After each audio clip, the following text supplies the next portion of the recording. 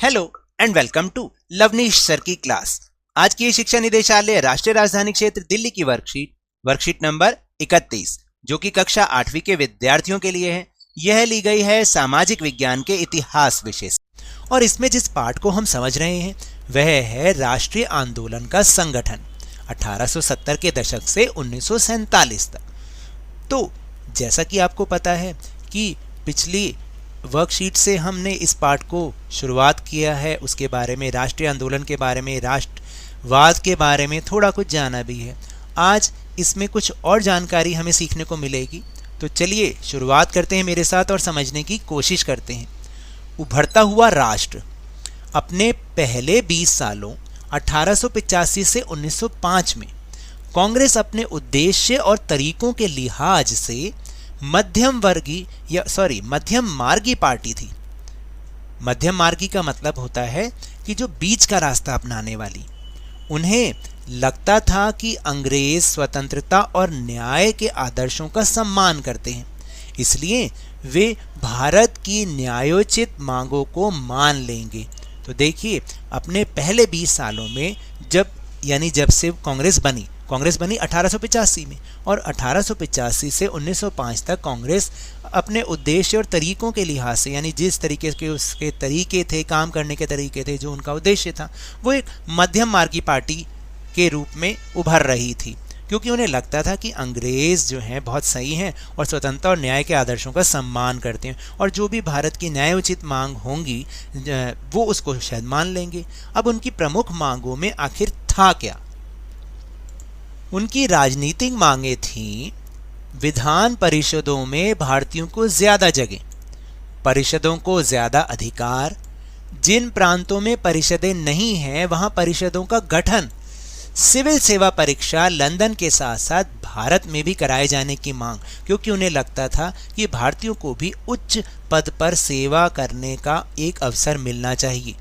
न्यायपालिका को कार्यपालिका से अलग किया जाए और आर्म्स एक्ट को निरस्त किया जाए, जिसमें कि भारतीयों को अपने पास हथियार रखने पर पाबंदी थी, तथा अभिव्यक्ति व बोलने की स्वतंत्रता भी दी जाए। जैसा कि आपको पता है पिछली वर्कशीट में भी हमने समझा कि वर्नाक्यूलर प्रेस एक्ट जब अंग्रेज़ों ने लगा दिया था तो इससे भारतीयों की अभिव्यक्ति और बोलने की स्वतंत्रता पर पाबंदी लग गई थी, क्योंकि इस जो कानून ने वो प्रेस की स्वतंत्रता पर पाबंदी लगा दी थी। यानी कोई भी भारतीय अखबार अंग्रेज़ों की बुराई के बारे में नहीं लिख सकता था। और उनकी आर्थिक मांगें क्या थीं? लगान कम किया जाना, आर्थिक का मतलब रुपए पैसों से संबंधित, फौजी खर्चों में कटौती, सिंचाई के लिए ज़्यादा अनुदान की मांग, वन कानूनों में सुधार, विदेशों में भारतीय मजदूरों के साथ दुर्व्यवहार की रोकथाम। ये उनकी कुछ मांगें थीं जो कि न्यायोचित थीं।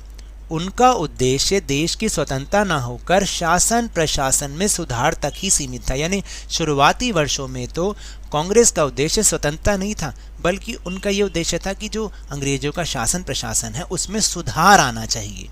उपरोक्त मांगों को सरकार के सामने रखने के तरीके देखिए, हमने ऊपर सबसे शुरू में आपको ये बताया कि कांग्रेस जो है मध्य मार्गी तरीकों को अपनाती थी।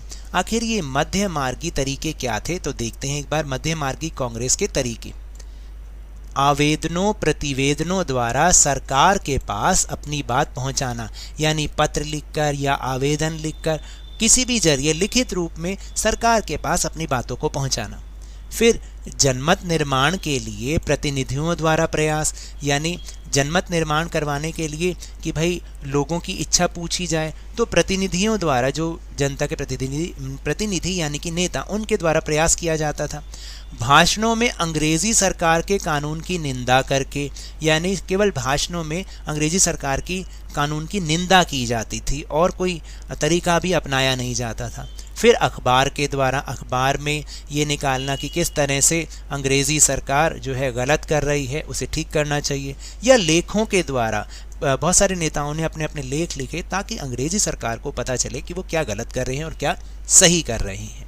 तो इस तरीके से कांग्रेस अपने शुरुआती वर्षों में कार्य कर रही थी। तो अब चलते हैं अपने प्रश्नोत्तर की ओर। तो पहला प्रश्न है कि आपके विचार से अपने आरंभिक वर्षों में कांग्रेस ने विधान परिषद में भारतीयों को ज्यादा जगह देने की मांग क्यों की होगी? क्यों की होगी कि ज्यादा से ज्यादा लोग भारतीय लोगों को विधान परिषद में जगह मिले?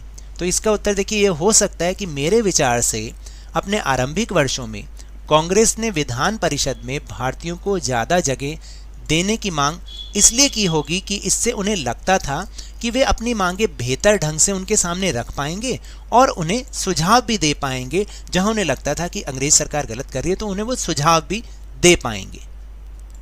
फिर इसके बाद दूसरा प्रश्न है कि अभिव्यक्ति की स्वतंत्रता की मांग आरंभ से ही एक प्रमुख मांग क्यों रही थी? देखिए, अभिव्यक्ति की स्वतंत्रता का मतलब होता है अपने विचारों को दूसरे लोगों के सामने रखना।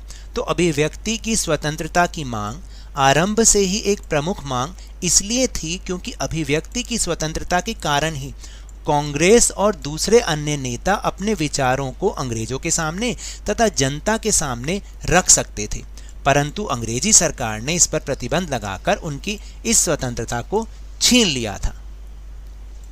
फिर प्रश्न नंबर 3, आरंभिक वर्षों में अपनी मांगों को रखने के लिए कांग्रेस ने किन तरीकों का सहारा लिया? कांग्रेस ने अपनी मांगे कैसे रखी?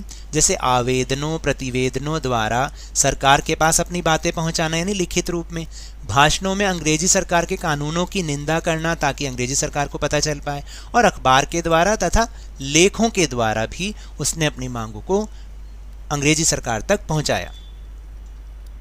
फिर है प्रश्न नंबर 4, कांग्रेस के आरंभिक तरीकों को आपके विचार से मध्यम मार्गी क्यों कहा जाता है? विस्तार से लिखिए। तो देखिए, इसका उत्तर ये हो सकता है कि कांग्रेस को लगता था कि अंग्रेज स्वतंत्रता और न्याय के आदर्शों का सम्मान करते हैं। फिर दूसरा पॉइंट है कि वे बातचीत के जरिए ही अपनी समस्याओं को अंग्रेजों तक पहुंचाकर उनका समाधान करना चाहते थे, यानी वो बातचीत के जरिए चाहते थे कि समाधान हो समस्याओं का। और उन्हें ये भी लगता था कि अंग्रेज भारत की न्यायोचित मांगों को मान लेंगे, यानी जो सही मांगे हैं अंग्रेज उनको आराम से मान लेंगे। तो इस तरीके से ये कांग्रेस शुरुआती वर्षों में अपने कार्य को कर रही थी। तो ये तो थी आज की वर्कशीट। अगर मेरे इस तरह समझाने से आपको थोड़ा सा भी समझ में आया हो तो इस चैनल को ज़्यादा से ज़्यादा सब्सक्राइब कीजिए, लाइक कीजिए और बहुत ज़्यादा शेयर भी कीजिए। और हाँ, मेरे साथ इसी तरह आसानी से वर्कशीट को समझते रहिए, लेकिन ध्यान और मन लगाकर पूरी मेहनत और लगन के साथ, ऑनलाइन ही सही, पढ़ते जरूर रहिए। और अगर संभव हो और उपलब्ध हो तो इसका टीकाकरण अवश्य कराएं, क्योंकि कोरोना को हराना है और ज़िंदगी को एक बार फिर से सुहाना बनाना है। इसी उम्मीद के साथ बहुत बहुत धन्यवाद।